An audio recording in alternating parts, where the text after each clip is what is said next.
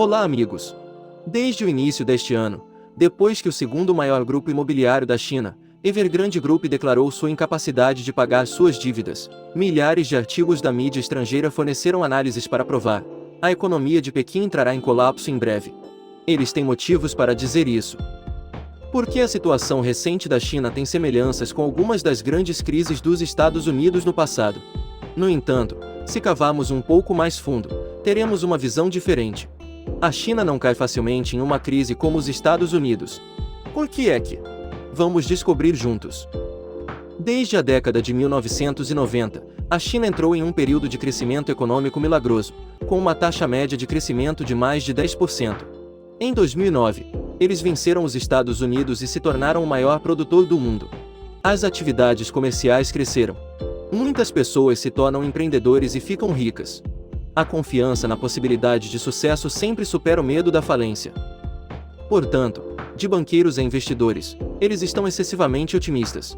Os bancos estão emprestando ativamente e as pessoas estão felizes, pegando emprestado o máximo possível. Até agora, o total de dinheiro que as instituições financeiras chinesas emprestaram atingiu uma cifra terrível, com 51,870 bilhões de dólares, ou 341% do PIB. Grande parte disso é usada por investidores para comprar imóveis, especulando para lucrar quando os preços sobem. À medida que mais pessoas se juntam, ou seja, a demanda aumenta, o mesmo acontece com os preços dos imóveis. Como resultado, até 2020, grandes cidades chinesas como Shenzhen e Xangai se tornarão 4 vezes mais caras do que Nova York, nos Estados Unidos. No entanto, qualquer movimento tem um fim. O crescimento econômico e a renda das pessoas não acompanham o aumento excessivo dos preços dos imóveis. Em um certo momento, ou seja, no presente, os preços das casas em muitas cidades chinesas excederam em muito a renda média do povo. Aliados ao abrandamento da conjuntura econômica, tendem a reduzir o investimento no mercado imobiliário. Isso faz com que o preço volte gradualmente ao seu valor real naquela época. Muitos bancos e instituições financeiras estarão em risco, porque a maioria das hipotecas para emprestar dinheiro são imóveis. Quando o preço cai a um nível que excede o valor emprestado pelo investidor, o sistema entra em colapso. Por exemplo, o senhor tem um terreno no valor de 42 mil dólares, que ele usa como garantia. O banco concedeu a ele um empréstimo de 38 mil dólares em 2019. Em 2020, o preço da terra caiu drasticamente em 20%. O terreno do senhor valia 42 mil dólares, então era apenas 33 mil dólares. Agora, mesmo que tivesse 38 mil dólares para pagar o banco, ele não pagaria, porque poderia comprar mais terras do que ele havia hipotecado. Como resultado, o banco levou seu terreno para liquidar e sofreu uma perda de 5 mil dólares. Quando há muitos empréstimos como o do senhor, o banco definitivamente irá à falência. Isso é conhecido como permissividade colateral, ou empréstimo subprime. Recentemente, 2 bancos rurais na China, Liaoyi e Taizé Liaoning, declararam falência. Dezenas de outras instituições financeiras também estão enfrentando dificuldades, com perdas de hipotecas totalizando 350 bilhões de dólares. Quando isso aconteceu, as pessoas com depósitos no banco começaram a entrar em pânico. Eles correm para sacar o dinheiro depositado. Para qualquer instituição financeira, devolver todos os depósitos aos clientes significa falência. Esta é a situação atual na China. Dezenas de bancos estão enfrentando um colapso, muito semelhante à Grande Depressão dos Estados Unidos nas décadas de 1930 e 2008. Então, o que eles fizeram para resolvê-lo? Primeiro, vamos dar uma olhada na mais recente crise econômica nos Estados Unidos, 2008. Antes de acontecer, semelhante à situação da China hoje, os bancos subprime estavam ficando sem dinheiro. Por que os clientes correm para sacar todo o dinheiro depositado? O Federal Reserve inicialmente assistiu de braços cruzados. Em parte porque eles avaliaram mal a situação, em parte porque a maioria dos bancos nos Estados Unidos é de propriedade privada. Quando eles erram e travam é normal. Como resultado, os pequenos bancos faliram um a um. As operações de pagamento em muitos lugares foram interrompidas. Os empréstimos aos investidores acabaram, deixando a economia em muitas áreas tão sombria quanto uma queda de energia.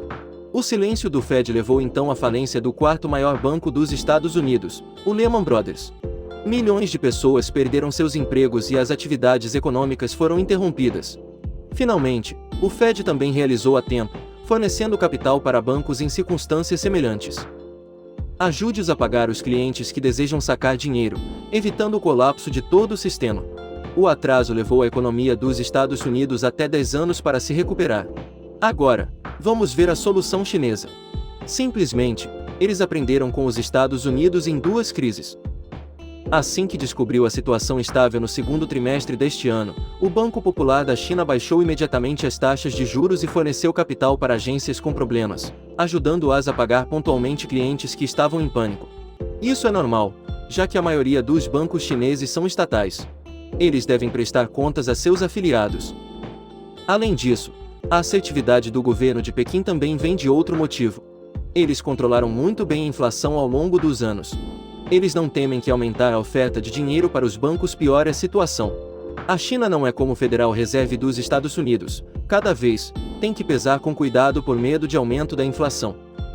No entanto, isso não significa que a economia chinesa esteja se desenvolvendo normalmente. Eles enfrentam muitas dificuldades por causa das seguintes razões. Em primeiro lugar, o controle rígido da epidemia de Covid levou a interrupções em muitas atividades de produção e serviços. Ao mesmo tempo, causando insatisfação de alguns setores da população, provocando protestos de pequena escala, causando distúrbios sociais. Em segundo lugar, o setor imobiliário, que responde por cerca de 22 a 29% do PIB da China, está mostrando sinais de declínio. Novos apartamentos continuaram a ser construídos, mas o número de compradores diminuiu. A razão é que o preço médio excedeu em muito a renda de um cidadão comum. Enquanto isso, a situação econômica geral está vacilando na última década, deixando os investidores nervosos.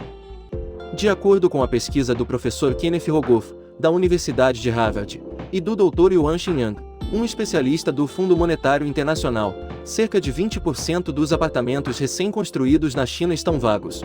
Isso deixa muitas empresas imobiliárias endividadas e forçadas a depender do capital de risco do governo. Em terceiro lugar, a China é o exportador número 1 do mundo. E agora, as principais economias globais, seus principais parceiros, estão desacelerando por causa da inflação, devido ao aumento dos preços dos alimentos e da energia. Como resultado, em novembro de 2022, suas exportações caíram inesperadamente 8,7% e devem ser mais fracas em dezembro. No entanto, se comparada com os Estados Unidos e a Europa, a China apresenta atualmente uma taxa de inflação relativamente baixa, de cerca de 2,1%. E apesar das dificuldades atuais, o Fundo Monetário Internacional prevê sua economia ainda crescerá cerca de 3,3% este ano. Isso não é um mau sinal para muitos países. Porque quando a China ou os Estados Unidos tiverem uma crise, o mundo inteiro ficará abalado. O vídeo termina aqui. Obrigado a todos por assistirem e gostarem. Se você achou o vídeo útil, por favor, dê um like e se inscreva no canal para nos apoiar. Adeus e nos vemos novamente.